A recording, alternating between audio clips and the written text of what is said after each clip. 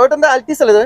ആൾട്ടീസ് okay, Kerala വണ്ടി. കേരള വണ്ടിയാണ്, original Kerala വണ്ടിയാണ് ഇത്. ഇത് എത്ര ഓണർഷിപ്പ് ഉള്ള വണ്ടിയാ? ഇത് മൂന്നാമത്തെ ഓണർഷിപ്പ് ഉള്ള ഒരു പക്ക സൂപ്പർ വണ്ടി തന്നെയാണ് ഇത്.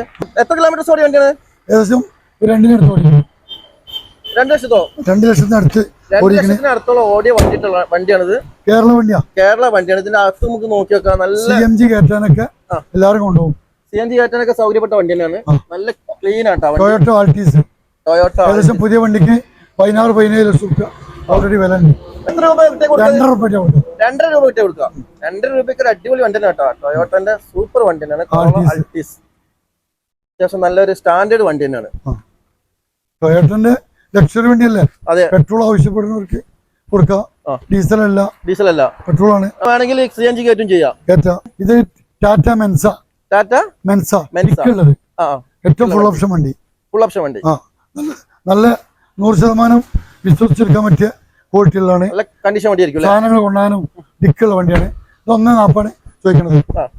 1.40 നമുക്ക് എന്തെങ്കിലും വന്ന് സംസാരിക്കാൻ കുറയും.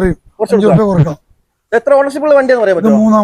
മൂന്നാമത്തെ ഓണർഷിപ്പ് ഉള്ള വണ്ടിയാണ്. എത്ര കിലോമീറ്റർ ഓടി ഉണ്ടാവും? ഏകദേശം 1.5 കിലോമീറ്റർ. ഡീസൽ വണ്ടി.